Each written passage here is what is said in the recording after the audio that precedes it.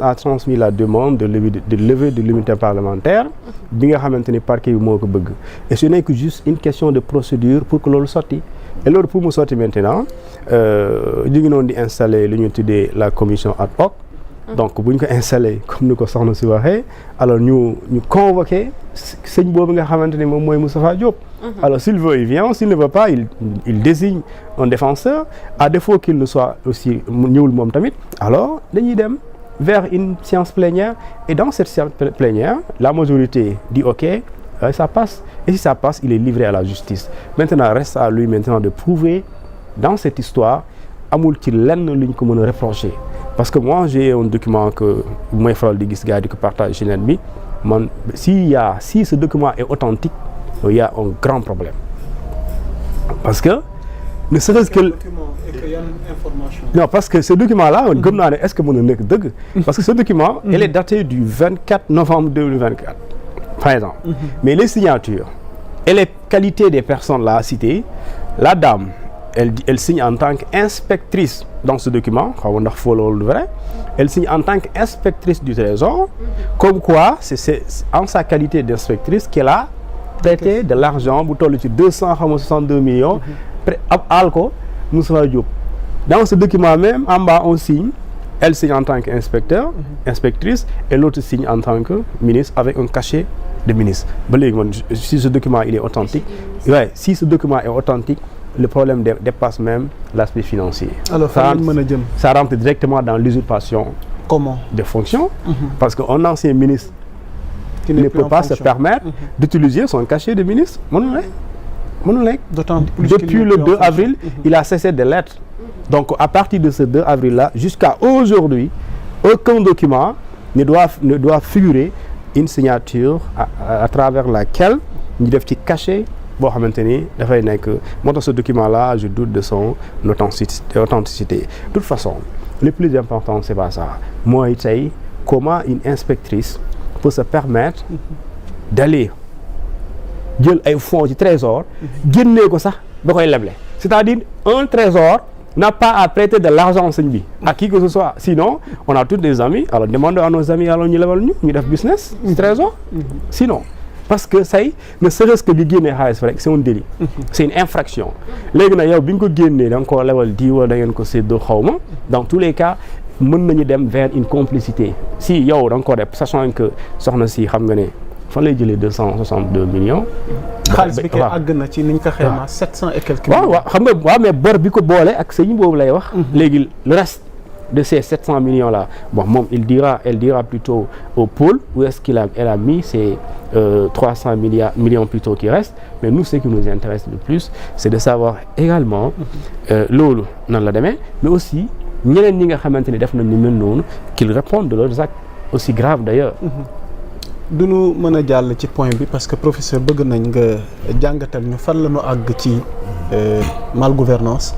lu toll ni trésor ci kaw Moustapha Diop bi ndax tabaski moom inspectrice du trésor la gafak ak askan bi nit di ci mën a tibb ak yow sa formation ci école nationale d'administration ci wàllu mandute ak transparence ak jub naka nga jàngatee yow bi nga yëgee ne tey réew mi àgg na fii ci jafe-jafe ci gafakam ci ay doomi réew mi yoo xam ne soit c'est des ministres ay ndombal tànk la ñuy amee mais di dilapider suñuy alal ci seen biir ba mu yóbbee leen tey jafe-jafe yi nga xamante ne tey daanaka parc judiciaire financier bi daanaka comme nañ ko waxee day doog a tàmbale rek waaye lii ci kanam moom moo nar a gën a bëri tey naka lañ war a mën a jàngatee fi nu àgg tey ci jafe-jafe yaa Moussa dëkk bi dafa nekk situation bi nga xam ne la situation réelle du pays buñ ko exposé woon wan ko Sénégalais yi dama ragal ni ay front dina judd ci dëkk bi dina am ay contestation gars yi génn ak ay xeer ak ay yat pour jubal ji si bërëb yuy dogalee ndax yàq bi yaatu na trop à tous les niveaux te loolu misaal bu ndaw ma siy joxe da ngay gis exemple bu ndaw mooy exemple benn policier bu nekk circulation bi mu ngi taxaw si tali bi ay oto di ko romb oto bu ko romb moom jàpp na ni dépense am ak ay soxlaam war na ko mën a lijjanti ci oto yi di romb oto yi romb de manière ouverte et de manière léegi amatul nëbbatu daf lay arrêté contrôlé wu la xoolul ndax am nga infraction wala amoo papier sampal la lay wax da ngay sampal dem boo fi yàggee yaa fi yàggal sa bopp moom ci biir xolam jàpp na ni deful lu bon mu dafa gëm ni lii may sampaloo ay 1000 francs 2000 c'est parce que sama chef yi si kaw ay millions la ñuy dóor ministres yi ñu ngi dóor ay milliards. comme que ñëpp a ngi dóor ma tax damay dóor si kaw tali bi ndax fii mooy sama bureau. donc kon kenn ku nekk jàpp na ni ñëpp a ngi def du man kese. ñu am na ko sa wolof di waxee sax pourtant du man kese. bokkuma cee ko gën. waaye ñun dañuy jàpp ni du ñoom kese. donc kon au niveau du trésor au niveau des finances fépp. au niveau de man dama gëm ni à tous les niveaux de ce pays. il y a eu des actes yoo xam ne soo ko xaymaa xool ko au crible di nga gisee actes yi dafa irrégulier actes yi dafa illégal actes yi c'est de la fraude actes yi c'est de la malversation rapport bi génn il y a pas longtemps Cour des comptes firndeel na ko bu ñu demee ba am des écritures en faux li ñu déclaré ci dette sax dette bi ëpp na loolu lu ëpp ay milliers de milliards waxuma ay 100 200. ah bon lu ëpp 2000 et quelques milliards. bi nga xam ne lépp nga ko hors des circuits autorisés maanaam lépp si banque directement di ko jëfandikoo waaw li su demee ba am ci réew nga xam ne réew moomu. nee naa c'était un gang moo nekkoon au sommet de l'État nous étions dirigés par un gang. mbiru Moustapha Diop nag man Moustapha Diop dama jàpp ne benn élément la ci biir environnement wu régime Macky Sall. sànq Abdoulaye mu ngi koy wax mais gis nga fi des directeurs sax ku nekkoon COUD. bi nga xam ne on l'a récompensé def ko ministre après. scandale au cœur de la République terreur bi dañ koy fàttali ko. c'est extraordinaire Pape Alé c'est extraordinaire maanaam Sénégal su Macky Sall. ngay gis ay corps de contrôle IGE OFNAC di déplacé wu ñëw pour contrôler benn nitu Macky Sall kooku dàq ko ne ko jox mal dara. te mujjul fenn. des fois sax dañuy jël kooku récompenser ko jox ko poste bu gën a mag bi mu yoroon. nga xam ne kon nous étions vraiment au cœur d'une malgouvernance et man ce que j'appelle la dégestion parce que vraiment nous étions même plus dans la gestion mais nous étions dans l'antigestion en réalité. donc wax dëgg yàlla. man jàpp naa ni on doit continuer de creuser les audits ont été lancés ñu ngi gëstu. ñu ngi xool mbir yi. jàpp naa ni am na dispositifs yu bëri yoo xam ne qui vont suivre de manière législative muy dispositif lanceur d'alerte yeeg ñëpp ñi nga xam ne am nañ droit signaler li nga xam ne ñu ngi gis lii c'est irrégulier wala c'est pas normal jàpp naa ne bu ñu demee ba protéger ñu war a lancer man jàpp naa ni nopp dina dalooti ndax réew mi ni ko gars yi yoree woon yore nu saay-saay la de yore nu saay-saay c'est important balaa nuy jàll comme dañoo nekk ci wàllu koppar en tant qu'économiste tey lii bu ñu fi àggee ci wàllu gestion des finances publiques ndax dafay gën a yaatu. ñu am ay jafe-jafe bu mu yóbbu ñu ci crise nga consacré ay téeréer consacré tey ay réflexion ci wàllu économie alors tey Sénégal askan bi tey bëgg nañ lu dalal seen xel par rapport à la relance de notre économie finalement quelle alternative. waaw yaa Moussa li nga wax c'est très important man dama gëm ni dama bokk si ñu gëm ni au-delà de toute cette catastrophe là qu'on a relatée au-delà de cette situation là bi nga xam ne malencontreuse qui est là bi nga xam ne qu'on subit la situation bi nga xam ne il faut toujours ñuy rappeler ni c'est la résultante d'une gestion antérieure à ce régime situation bi on l'a héritée mais elle n'est pas catastrophique ndax on a hérité c'est vrai de dettes de tout mais tam on a hérité tamit de ressources de richesses yi nga xam ne vraiment le patrimoine est un tout c'est du positif ak du négatif on a hérité aussi d'une population bi nga xam ne il y a des compétences qui y sont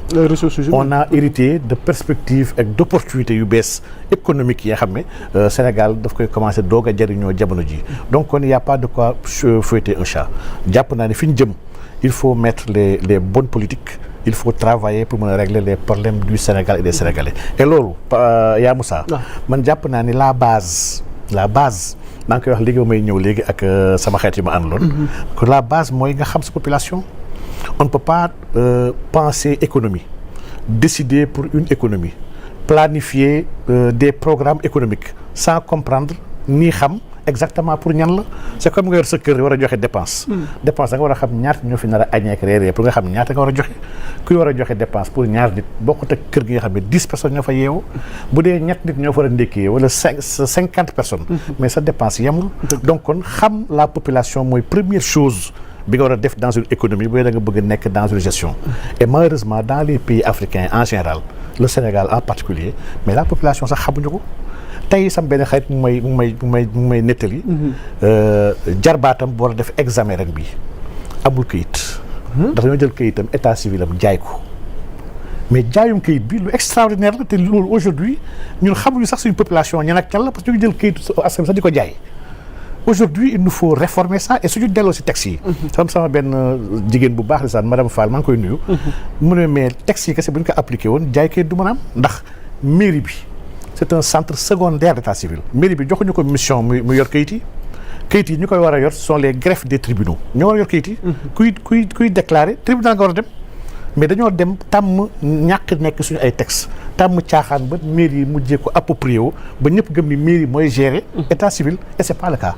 donc il nous faut revenir au greffe des tribunaux avec des archivistes et les greffiers ñu organiser bu baax a baax cette information parce que mooy information bu gën a stratégique bu état di am. mooy ñaata nit ñooy yeewu sama biir dëkk. nit yooyu kan ak kan la fan la ñu dëkk kenn ku nekk lan mooy soxlaam lan mooy jàngam lan mooy liggéeyam ci fan lay yëngu mais lii mooy élément de base statistique yi nga xam ne la programmation macroéconomique la programmation des politiques publiques yëpp ci kaw lii lay lalu donc man jàpp naa ni loolu buntu la bi nga xam ne dañ fa war a tàmbalee levier ñu war a jëfandikoo bëri nañu xam naa leen si dina ñëw si biir émission bi par rapport ak levier dans le secteur primaire levier technologique bi les leviers numériques le levier monétaire